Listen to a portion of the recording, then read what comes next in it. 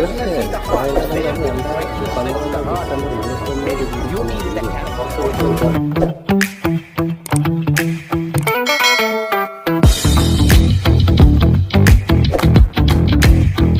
വണക്കം. വരയർപ്പാടം യൂട്യൂബ് ചാനലിലേക്ക് ഏവർക്കും സ്വാഗതം. എക്സ്റ്റിങ്ഷൻ, അതായത് വംശനാശം എന്ന തലക്കെട്ടോട് കൂടി തുടങ്ങുന്ന വീഡിയോയുടെ രണ്ടാം ഭാഗം. ഇതിൻ്റെ ആദ്യ വീഡിയോ കാണാത്തവരുണ്ടെങ്കിൽ ഈ വീഡിയോയുടെ താഴെ ഡിസ്ക്രിപ്ഷനിൽ കൊടുത്തേക്കാം. അത് കണ്ടാലാണ് ഈ വീഡിയോയുടെ ഈ വംശനാശം എന്ന് പറയുന്ന വിഷയത്തിന് കുറച്ചുകൂടി ആധികാരികമായിട്ട് മനസ്സിലാക്കാൻ കഴിയുള്ളൂ. ഓക്കെ, നമുക്ക് വീഡിയോയിലേക്ക് പോകാം. ചോല നായ്ക്കർ നമ്മളെ കൺമുമ്പിൽ നിന്നും നമ്മുടെ സമൂഹത്തിൽ നിന്നും ഈ ഭൂമുഖത്ത് നിന്ന് തന്നെ ഇല്ലാതാവാൻ പോകുന്ന ഒരു വിഭാഗം. ചോല നായ്ക്കറെക്കുറിച്ചുള്ള ഒരു വീഡിയോ കണ്ടുവരാം. ഇവർ ചോല നായ്ക്കർ, ഭൂമുഖത്തു നിന്നും അപ്രത്യക്ഷമാകുന്ന ആദിവാസി വിഭാഗങ്ങളിലൊന്ന്. ആഴ്ചയിലൊരിക്കൽ റേഷൻ വാങ്ങുന്നതിന് മാത്രമാണ് ഇവർ കാടിറങ്ങുന്നത്. നാടുമായി വലിയ സമ്പർക്കമില്ലാത്തതിനാലാകണം നാടിന്റെ ദുശീലങ്ങളും ആകുലതകളുമൊന്നും ഈ സമൂഹത്തെ വലിയ രീതിയിൽ വേട്ടയാടി തുടങ്ങിയിട്ടില്ല. 100 വയസ്സാണ് ഇവരുടെ ശരാശരി ആയുർദൈർഘ്യം. പ്രായം കൊണ്ട് സമ്പന്നരായവർ ഏറെയുണ്ടെങ്കിലും വംശനാശം എന്ന മഹാവിപത്തിന്റെ വക്കിലാണ് ഈ ആദിവാസി വിഭാഗം. പെൺകുട്ടികളുടെ ജനന നിരക്ക് കുറഞ്ഞതും കുട്ടികൾ ജനിക്കാത്തതുമാണ് ഈ ദുരന്തത്തിന് കാരണം. ജനസംഖ്യയിൽ സ്ത്രീകളുടെ എണ്ണം കുറവായതുകൊണ്ട് ഒരുപാട് ആൾക്കാർ ഇപ്പോഴും വിവാഹിതരാകാതെ നിൽക്കുന്ന ആൾക്കാരുണ്ട്. ആ ഒരു തലമുറ ഇല്ലാണ്ടായി. ചില ആൾക്കാർക്ക് മക്കളില്ലാത്ത പ്രശ്നങ്ങൾ വരുന്നുണ്ട്. അപ്പം പല കുടുംബങ്ങളും അങ്ങനെ അവസാനിക്കുന്ന മട്ടിലാണ്.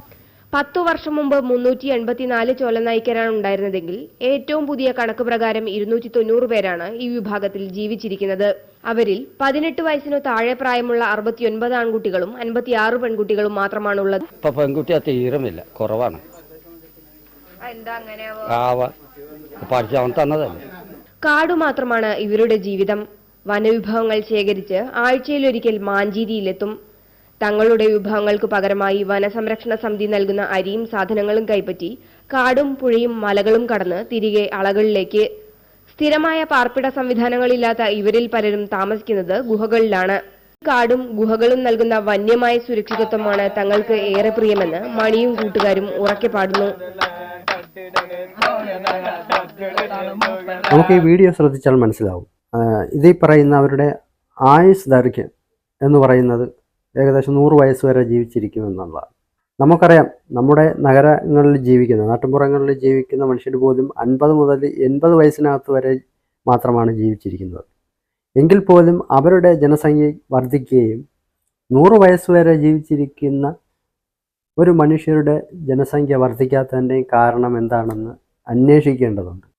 2005 നടന്ന റിപ്പബ്ലിക് സെലിബ്രേഷനിൽ ഏഷ്യയിൽ തന്നെ ഏറ്റവും പഴക്കച്ചെന്ന ഗോത്ര ജനതയായിട്ടുള്ള ചോല നായ്ക്കരുടെ മൂപ്പനായിട്ടുള്ള ചോല നായ്ക്കരുടെ മൂപ്പൻ ലീഡർ മാതനും അദ്ദേഹത്തിൻ്റെ ഭാര്യ കരിക്കയും ഈ സെലിബ്രേഷനിൽ പങ്കെടുത്തിട്ടുണ്ട് ഡൽഹിയിൽ. അപ്പോൾ കേന്ദ്ര ഗവൺമെൻറ്റിന് വരെ അറിയാം ഈ ജനതയുടെ ജനസംഖ്യ എത്രയാണ് എന്നുള്ളത് വളരെ വ്യക്തമായി കേന്ദ്ര ഗവൺമെൻറ്റിന് തന്നെ അറിയാം. ഇതൊരു വംശനാശത്തിൻ്റെ വക്കിൽ നിൽക്കുന്ന ഒരു ജനതയാണെന്ന് അറിഞ്ഞിട്ട് പോലും 300-ൽ നിന്നും, അവരുടെ കണക്ക് പ്രകാരം 300-ൽ നിന്നും ഏകദേശം ഈ കാലഘട്ടത്തിലേക്ക് വരുമ്പോൾ 200-ലേക്ക് കുറഞ്ഞിരിക്കുന്നു. അത്ര തന്നെ കുറഞ്ഞിട്ട് പോലും എന്തുകൊണ്ട് ഈ ഗോത്ര ജനതകളെ തിരിച്ച് കൊണ്ടുവരാൻ, ഈ ഭൂമുഖത്ത് ജീവിപ്പിക്കാൻ, അവരുടെ തലമുറകളെ ജീവിപ്പിക്കാൻ വേണ്ടിയിട്ട് എന്തുകൊണ്ട് ശ്രമിക്കുന്നില്ല എന്നുള്ളൊരു ചോദ്യം കൂടി ഇതിൽ നിലനിൽക്കുന്നുണ്ട്.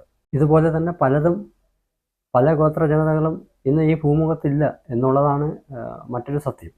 ഇങ്ങനെ ഇരിക്കെ നമ്മളെ ഏറ്റവും വലിയ ക്രൂരമായ ഒരു അനുഭവം എന്ന് പറയുന്നത് കൊടൂരം എന്ന് പറയും. തമിഴിൽ വളരെ ക്രൂരമായ ഒരു രീതിയുണ്ട്. നമ്മളോട് കാണിക്കുന്ന മറ്റൊരു വിഷയം കൂടിയുണ്ട്.